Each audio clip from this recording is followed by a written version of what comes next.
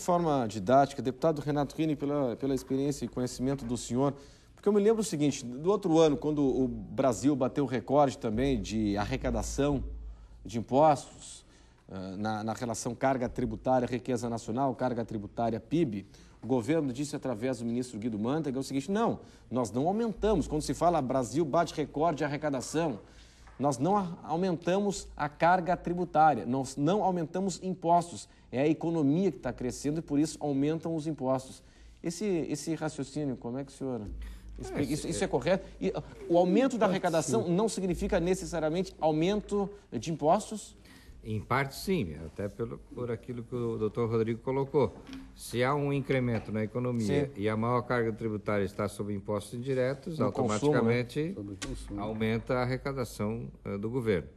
Eu queria fazer um esclarecimento aqui de que o aumento de carga tributária está se dando por iniciativas do governo federal.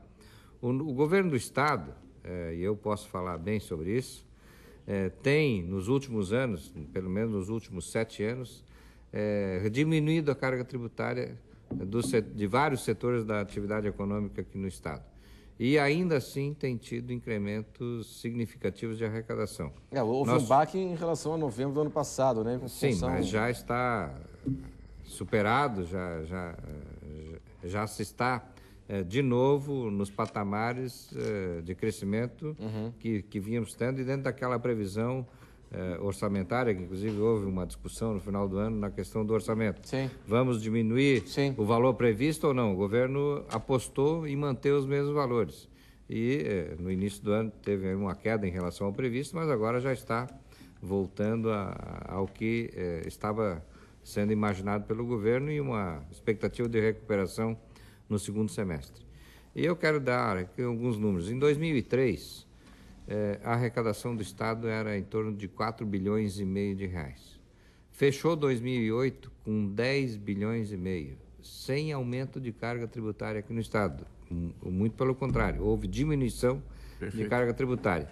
O que aconteceu? Isso se deu em função do aumento da atividade econômica, em parte, mas também muito pelo processo de modernização implantado na Fazenda de Santa Catarina. Mas no governo federal não foi a mesma coisa com relação à CPMF? Caiu a CPMF, claro que o governo Mas o governo federal, na queda da CPMF, ele usou de outros artifícios para aumentar, para compensar. Para manter. E isso ele tem feito de forma corriqueira.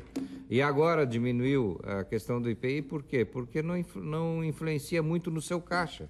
Porque essa é a parte do imposto que ele tem que dividir com os estados e com os municípios. O que aconteceu?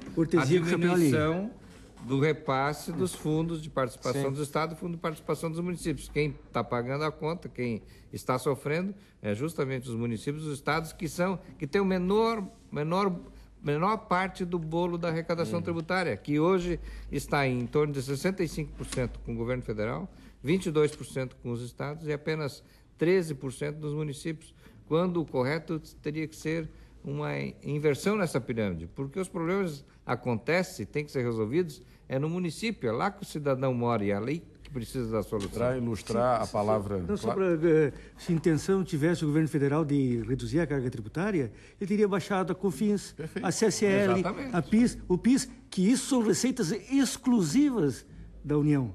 Então ele está fazendo propaganda com o chapéu alheio. Perfeito. E nós temos aqui... Tem um reflexo, como o deputado comentou aqui, reflexo direto no município, no Estado.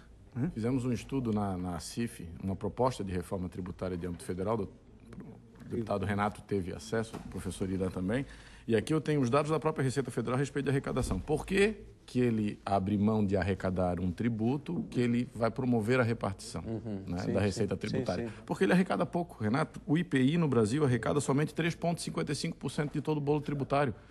Eu tenho outro dado aqui, a contribuição para a Previdência Social, 15,54%, a COFINS, 11,39% do bolo.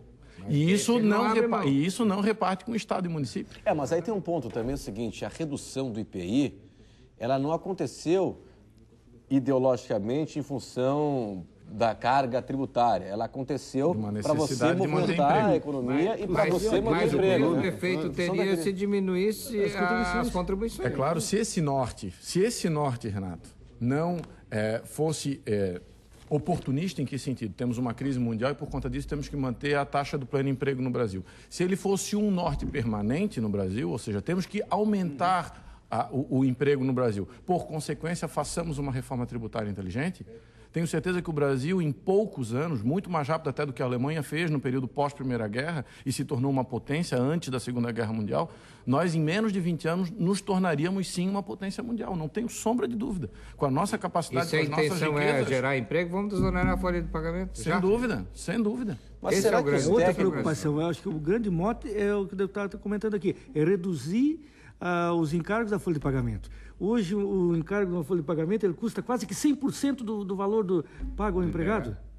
Imaginou? O empregado que ganha R$500, a contribuição para manter aquele empregado legalmente dentro da empresa custa mais 500 ou 480 professor, reais. Um assunto para daqui a pouco, depois do intervalo. É claro que o diagnóstico, esse diagnóstico, eu tenho certeza absoluta que os técnicos do governo federal e os próprios políticos do governo federal têm esse conhecimento.